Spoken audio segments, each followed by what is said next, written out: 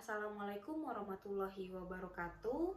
Perkenalkan, nama saya Fenisa Rida Amarsya dengan NIM 06209622.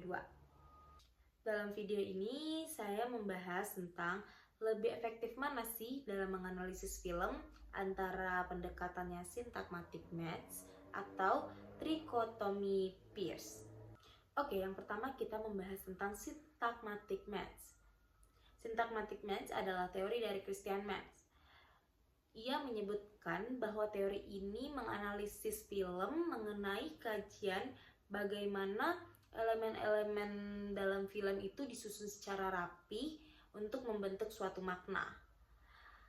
Teori ini tidak sepenuhnya dikemukakan oleh Christian Metz karena Christian Metz tersebut juga mengadaptasikan teori ini dari teorinya linguistik dari Ferdinand de Saussure, gitu kali ya bacaannya, bahasanya mungkin ya, aku nggak terlalu fasih. Tapi yang jelas teori syntagmatic match ini terdapat 6 di dalamnya. Yang pertama adalah sintagma autonom. Sintagma autonom itu adalah adegan yang berdiri sendiri tanpa harus dikaitkan dengan adegan yang lain. Contohnya, seperti shot panjang yang menunjukkan suatu kejadian tanpa harus memotong-motong atau montase. Yang kedua adalah sintagma paralel.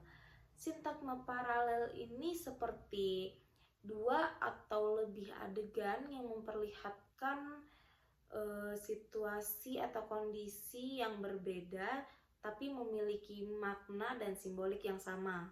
Contohnya seperti adegan seorang anak yang sedang kelaparan dan orang kaya yang sedang makan banyak gitu. Yang ketiga ada sintagma terpisah, yaitu suatu adegan yang dimana tidak saling berhubungan tetapi memiliki tema dan konsep yang sama. Contohnya seperti montase perjalanan yang berpindah-pindah lokasi seakan menunjukkan keberagaman wilayah. Yang keempat ada sintagma deskripsi, yaitu serangkaian shot-shot yang memperlihatkan lokasi tanpa adanya aksi utama. Contohnya seperti establish yang ditunjukkan sebelum tokoh utama dikenalkan. Yang kelima ada sintagma alternatif, yaitu pengeditan silang antara dua aksi yang memiliki lokasi berbeda akan tetapi memiliki narasi yang saling berhubungan. Contohnya seperti seorang polisi yang sedang mengejar-ngejar penjahat dan adegannya itu dilakukan secara berganti-gantian. Yang terakhir ada sintagma linear, yaitu rangkaian adegan yang secara kronologis memiliki narasi yang jelas. Contohnya, film yang menceritakan seorang tokoh yang dari masa kecil sampai masa dewasanya secara beruntunan. Nah, itu di pembahasan tentang syntagmatic match. Selanjutnya kita akan membahas tentang trichotomy Peirce. Trichotomy Peirce ini adalah teorinya Charles Sanders Peirce yang berasal dari Amerika Serikat, dan menurut dia, semiotika itu adalah nama lain dari logika atau doktrin formal dari sebuah tanda-tanda. Oke, kembali ke teorinya. Trichotomy Peirce ini memiliki 3 unsur, yaitu group, objek, dan interpretant. Dan setiap unsurnya memiliki bagian-bagiannya lagi. Yang pertama di grup ada 3 bagian lagi, yaitu coalescing, sensing, sama licensing. Coalescing itu adalah kualitas atau sifat sebagai penanda. Contohnya warna merah. Warna merah itu biasa ditandakan dengan bahaya. Kalau sensing itu tanda yang merupakan sesuatu yang spesifik gitu. Contohnya seperti ada petir, berarti tandanya ada badai ke depannya gitu.